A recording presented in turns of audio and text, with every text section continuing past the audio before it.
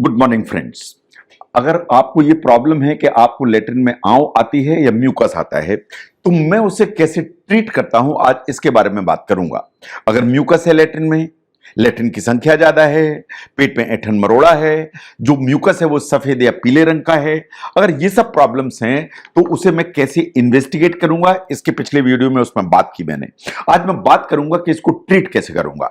Know basic एक बार फिर से देखिए कि जो हमारी बड़ी आंत है उसमें नॉर्मली म्यूकस बनता है। ये जो म्यूकस का काम है कि इंटेस्टाइन के अंदर की लाइनिंग है उसको प्रोटेक्ट करे।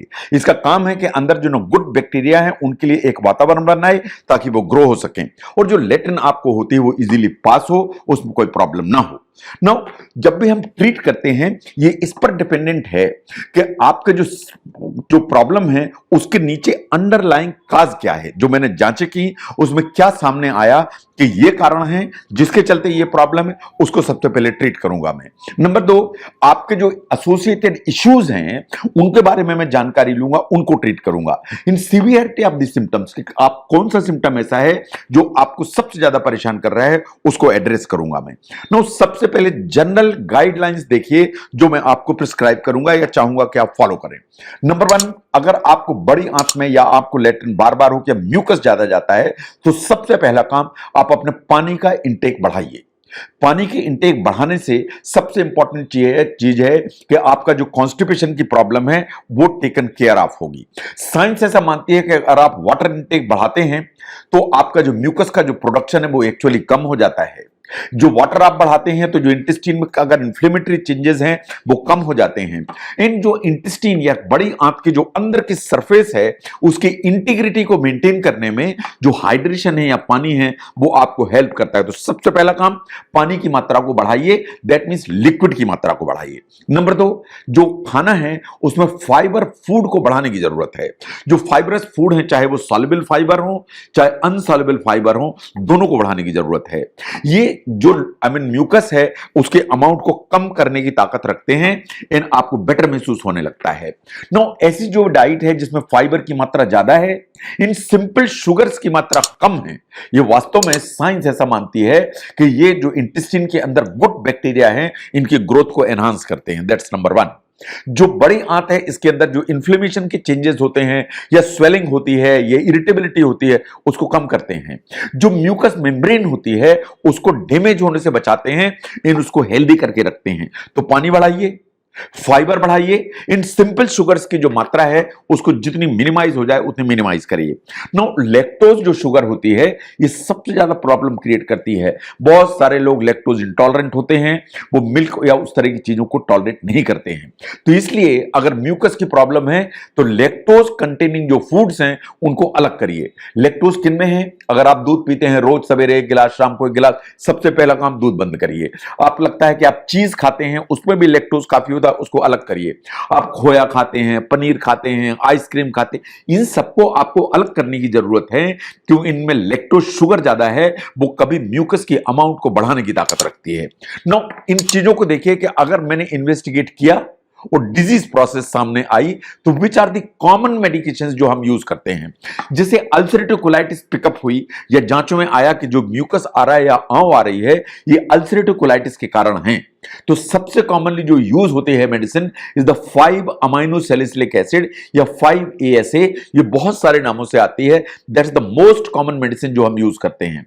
और अगर आपको ब्लड भी आने लगा, लेटरिन की संख्या ज्यादा है, जांच में ऐसा है कि अंदर बहुत सारे जख्म हैं कोलोनोस्कोपी की जांच में, तो इसके साथ में आपको स्टेरॉइड जैसी मेडिसिन भी यूज करने की जरूरत पड़ेगी।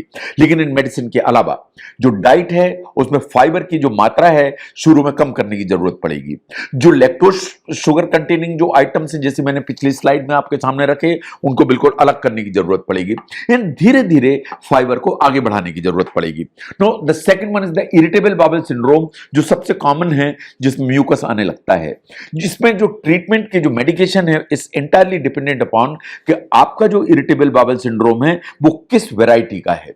अगर ये इरिटेबल बाउल सिंड्रोम कॉन्स्टिपेटिंग वैरायटी का है तो आपको प्रूकेलोप्राइड जैसी जो मेडिसिन है वो यूज करने की जरूरत पड़ेगी या आपको प्रिस्क्राइब की जाएंगी। इसके अलावा आपको कुछ बल्क फॉर्मिंग लेक्सेटिव दिए जाएंगे। इन आपको डाइट में हाई फाइबर डाइट की तरफ जाने की जरूरत है ताकि लेटिन की मात्रा बढ़े, इन कॉन्स्टिपेशन नीचे आ जाए। The second variety is the irritable bowel syndrome, diarrhoeal. अगर इस तरह का है तो आपको आईबी सेट जैसी जो मेडिसिन है इनकी जरूरत पड़ेगी, और लैक्टोज कंटेनिंग जो फूड्स हैं उनको कंप्लीटली बंद करने की जरूरत है। नो इन जनरल जो इरिटेबल बाउल सिंड्रोम है उसमें फाइबर अगर आप ऊपर की तरफ रखते हैं तो आपको हेल्प करता है। जो इनसॉल्युबल फाइबर इन पर्टिकुलरली आप लेते हैं वो ज्यादा फायदा करता है। ये बात बिल्कुल सही है कि अगर पेट में दर्द है, ऐंठन है, मरोड़ा है, तो उस तरह की दवाइयां जो हमारी भाषा में एंटी कोलिनर्जिक ड्रग्स होती हैं, जैसे मेबेवरिन होती है, इस तरह की जो मेडिसिन है डॉक्टर्स आपको प्रिस्क्राइब करेंगे। कभी कभार irritable bowel syndrome actually anxiety या डिप्रेशन से रिलेटेड होता है, इन हमें उसे एड्रेस करने की जरूरत पड़ती है, तब आईबीएस ठीक होता है। अगर ऐसा है तो आपको एंटी एंजाइटी मेडिसिन की जरूरत पड़ेगी। No third one is the Crohn's disease. Crohn's disease actually ulcerative colitis की सिबलिंग है, उसी तरह की बीमारी है, ये part of inflammatory bowel disease है। इसमें भी जो बेस ड्रग है वही है 5 amino salicylic acid. Second one is the steroid. Third one is the azathioprine. ये एजाथायोप्रिन कभी हमें यूज करनी पड़ती है क्रॉन्स डिजीज में। जो क्रॉन्स डिजीज है इसमें वास्तव में जो इंटेस्टाइन है उसमें घाव के अलावा कभी हल्की सी आंत सिकुड़ जाती है। अगर ऐसा है तो कभी कभी रुकावट के लक्षण आने लगते हैं, तो आपको अपनी जो डाइट है उसको लो फाइबर डाइट करने की जरूरत है, या जो खाना है उसमें जो रेशेदार चीजें हैं उनको नीचे की तरफ करने की जरूरत पड़ेगी, तब आपको जो सिम्टम्स हैं वो डिसअपियर होंगे। नाउ अगर लैट्रिन के रास्ते में एनल फिस्टुला है या एनल एब्सेस है तो क्या करना पड़ेगा? नंबर 1, एंटीबायोटिक्स की आपको जरूरत पड़ेगी। एंटी अमीबिक मेडिसिन इनकी आपको जरूरत पड़ेगी। आपको कुछ पेन किलर की भी जरूरत पड़ेगी जो आपके डॉक्टर आपको प्रिस्क्राइब करेंगे। इसके अलावा आपको कुछ बल्क लेक्सेटिव लेने की जरूरत है ताकि कॉन्स्टिपेशन आपका रिलीफ हो जाए। लैट्रिन के रास्ते की सिकाई की जरूरत है, जैसा आपको फोटोग्राफ में दिखाई दे रहा है, इसे कहते हैं सिट्स बाथ। एंड लोकल जो क्रीम्स होती हैं जो लैट्रिन के रास्ते में लगाने की जरूरत पड़ती है, उनको आपको अप्लाई करने की जरूरत पड़ती है जैसा आपके डॉक्टर आपको सजेस्ट करें वैसा। नो अगर पूरी जो आंव की प्रॉब्लम है वो इन्फेक्शंस के चलते है या इन्फेक्टिव कोलाइटिस के चलते है तो क्या होगा? नो अगर इन्फेक्शंस बेसिलरी डिसेंट्री है या बैक्टीरिया के चलते हैं तो आपको एंटीबायोटिक चाहिए। अगर सिम्टम्स ज्यादा हैं जैसे फीवर है, पेन है, ब्लड भी आने लगा है, तो इट इज क्वाइट पॉसिबल कि आपको इंजेक्शंस की जरूरत पड़े। कभी ये जो पूरी प्रॉब्लम है ये अमीबाइसिस के चलते होती है, उसके लिए आपको एंटी अमीबिक ड्रग्स जैसे मेट्रोनिडाजोल या टिनिडाजोल, इस तरह की जो दवाइयां हैं इनकी जरूरत पड़ती है। अगर जो म्यूकस है वो इसलिए आ रहा है क्योंकि बड़ी आंत में रुकावट के सिम्टम्स आ रहे हैं, तो एक्चुअली ये पूरी की पूरी सर्जिकल प्रॉब्लम है। इसको इन्वेस्टिगेट करने की जरूरत है, जो भी रुकावट हो रही है उसको फाइंड आउट करने की जरूरत है, एक सर्जन को दिखाने की जरूरत है, क्योंकि ये जो प्रॉब्लम है किसी भी मेडिसिन से नहीं जाएगी। नो अगर फूड एलर्जी है, इन फूड सेंसिटिविटी है, तो क्या करना पड़ेगा? आप अपने सिम्टम्स देखिए, सिम्टम्स के हिसाब से एक फूड की डायरी मेंटेन करिए कि मैंने आज ये खाया तो मुझे ये सिम्टम आए, आज मैंने ये खाया तो मुझे ये सिम्टम आए।